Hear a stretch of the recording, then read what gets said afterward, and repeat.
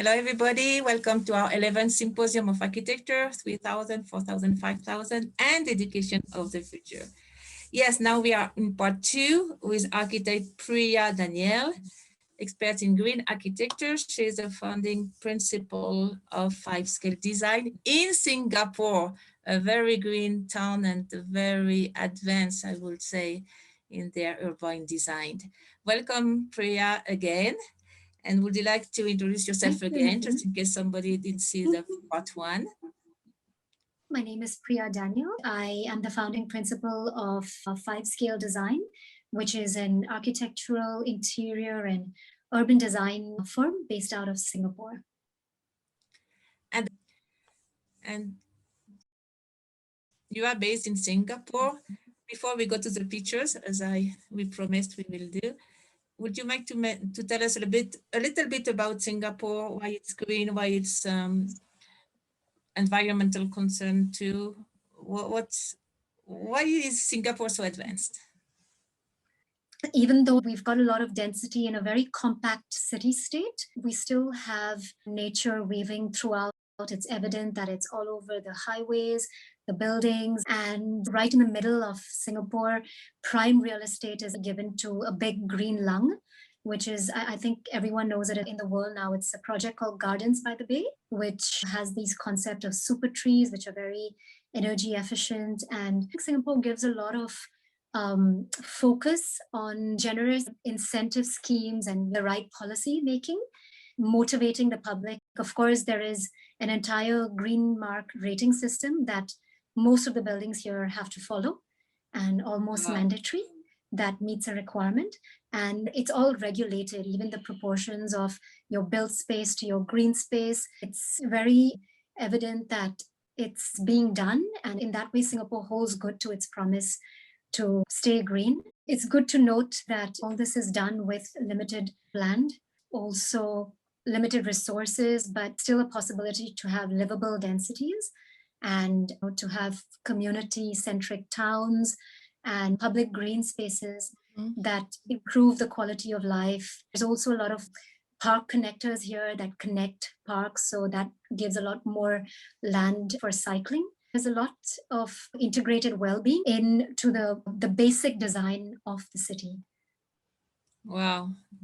And it's a very relevant time because the Singapore Green Plan 2030 is out now, and there's a lot of aims and strategies made in this direction. We have to learn from Singapore, from all around the world, and adapt to our climate, of course, but yes, definitely. I know everybody wants to see the pictures, and me too, of all your projects. I love this one. You want to comment on this picture, what it is, why it's so interesting? So this is a library with minimal furniture, but as you can see, a central column where all the books are. And we access this via a little canopy rope park where you can sit like a hammock and read, or basically integrate physical exercise to go and get your book that stimulates your mind. And the whole tower is rotatable. I love it. Yes. I'm sure my kids would love to go to this library. And it's a little huddle space that we've created for reading, and we've used a little bit of nature-inspired forms to really have that whole serene environment. And the wood was locally sourced as well. Wow. And it's built with an entire skylight in the center. Yeah, an atrium space in the center with trees in the middle. So there's a lot of daylight in the space. Oh, this tree goes through the roof? Yes, in the middle of the structure. So it was an existing tree already that we tried to create around, because we wanted to have minimum damage to the environment or any sort of green cover. And for the children, you have a special place. Yeah, that was a little huddle space. So different choices of reading rather than just sitting on a table and chair. And this zone was all Wi-Fi enabled, so you can just go and use your iPads anywhere. It's very important for the young generation. Yep. I love this library, and the colors are warm. You feel like in a warm and ambiance. Yeah, it was to be serene. And that's for Singapore, right? Or it was for another country? No, this is in India. Oh, This that's is in in India. India. Yes. Beautiful. What about this one? This one is an office building where we had created these green terraces and multi-level public spaces, which are also usable. It's not just for appreciating nature, but it's also to work within the nature. And about the picture below? The entire system outside was a operable sun shading system. And this whole courtyard, it's rotated to an angle. So those were studied based on the wind flows of the area and the angles of the sun.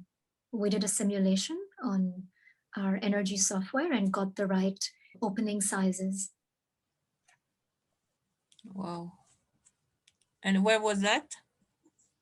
This was also in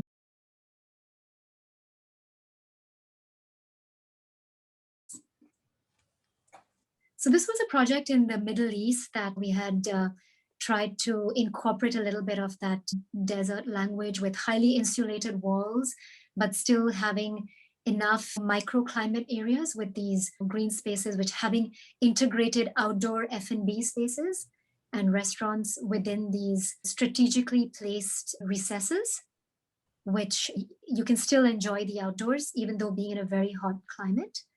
We didn't want to open up too much for the sake of it. It was a mall, so we didn't really need too much of glass and looking out. So we try to reduce on the amount of glass and for thermal comfort. So have reduction in the air conditioning load and costs. And of course, we like a very poetic approach to the whole thing. So it's a narrative of belonging to the sand dune areas. So that's why the crescent and the wave finish. That was the narrative that we followed. We try to make it contextual and poetic, definitely not compromising functionally. It looks gorgeous. Here you can see all the structures like sand dunes. What about this one? So this was trying to create an internal interactive area. We try to do a new form of advertising, people looking at the roofs and really an immersive environment to have your advertising rather than just billboards within this whole green park, which is internal. And we had these little islands which had F&B areas and create a very multi-functional space that enhances a very basic experience of eating. Probably at some time when you look up, you would have your own picture on this undulating ceiling that we had. So it was the idea of creating multi-use, multi-flexible spaces. Even though it's one function, we still enhance it by the whole immersive experience. It's beautiful. And this one was another project which we try to make a very minimal footprint on the ground in terms of the structural supports, because we wanted to make the ground very permeable and very accessible, that human scale is felt at the ground level. And a lot of studies done on the facade performance and the type of glass we used, where we placed our shading. So most of these panels, it's done, based on the orientation of the north, south, east, and west facades. And we also try to reduce the urban heat island effect on the top areas where you can see some green roofs. Even the orientation of the green roof was studied and analyzed based on the conditions of the site. We can see all the trees popping out. And those were integrated again with little amphitheaters, so people can enjoy a shaded experience, a comfortable experience of an outdoor amphitheater on the roof, creating public space that is comfortable. Wow, amazing. And that's in India too. At different levels. This is also in India, yeah. It's under construction, is it? Yes, it's towards the construction plan. In which town is it? This will be situated in a town called Chandigarh. It's in the north of India. There's a lot of Le Corbusier buildings around, the French architect. So we also wanted to get a little bit of that language there in terms of modern Chandigarh. So there's a combination of straight lines as well as curved, and have that balance such that it has a lot of identity and sense of belonging to the place. Beautiful. Symposium is about architecture and education. I am a practicing architect right now, but I always try to go back to academia in some way. And this is in the National University of Singapore. And I would try to go down from time to time just to be a guest design reviewer to some of the fourth year architecture students or different semesters. I think it's mutually beneficial because it's always good to be inspired by fresh and new ideas and innocent thoughts of doing different things. And of course, giving our side of how things can be done in the real world, you know, integrating their ideas as well and really encouraging it. Wow, you are here and here. Yeah, I think these pictures are pulled out from my website. Yes. Wonderful. Good. That's so nice. What you do is so nice. So nice. Even for little children as well. So I try to go back to these preschools because I find that very interesting to introduce a practical kind of field to the younger minds. And that really encourages them to think differently, think solution-based. When you go around in the city and you say, okay, that's good, but what can we do to change it? Or how can it be different? I try to just involve myself in academia, the younger generation, because I feel like I missed out that opportunity when I was younger as well. We weren't really introduced to these kind of real hands-on fields at an early age. How old are they, the children you teach? So these are, the younger ones are literally, I think my daughter's age, which is about 5 and below. So they're the more curious, innocent minds, and they get very excited about the most simplest things. And it's really nice to just do a little bit of that introduction, early architecture and construction talks, and introduce them to some kind of materials, but make it interesting with relatable stories like Bob the Builder and the Three Little Pig stories, and something they can relate to. But it's just their awareness and exposure to architecture as a profession. And architecture is an important profession because everything you see around you is enhanced at every scale and thought through by an architect, I would say, at every level. Yeah. Yeah, definitely. And maybe talking about your daughter, she's 5 years old. You just mentioned it. What would you say about conscious parenting for all our views? I don't know if I would call it a conscious parent, but what I do differently with her is little green things like she's going for a birthday party. She's done a lot of drawings and paintings and things like that. So we wouldn't really buy any wrapping paper, but we would reuse her drawings and her paintings as wrapping paper.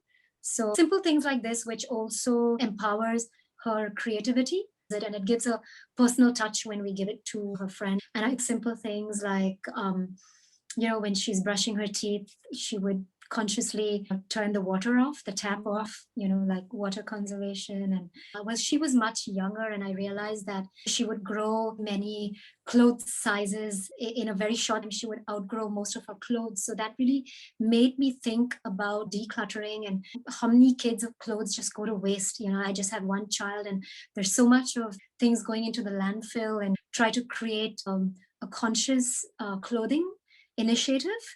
So of course, I do sustainable green building design in architecture, but I think all these other things come as a natural progression in the way you live, and applying it to your parenting, or I think it's just something that is not forced, but tries to come from small steps, not really something difficult to do. Everyone can do it. It's just actionable small steps, which makes a huge difference. I would say it makes her in a way a little bit conscious and aware of certain things, subconsciously as well. Yeah.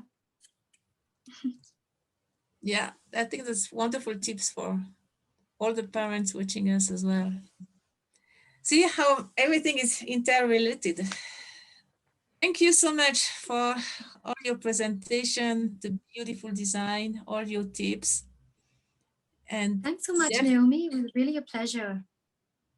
It was lovely talking to you, and you're so fresh and lively. I think it's also early morning for you, so you're just starting the day, and Amazing. Your energy is just infectious.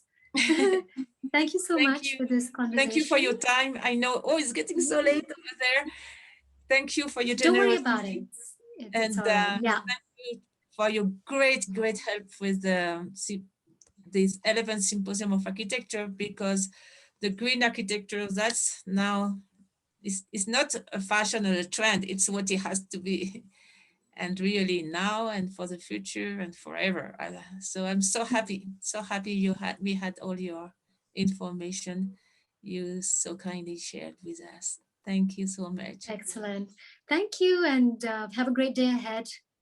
And you too, have a Bye. good night. Take care. Thank you so much. Bye bye. Thank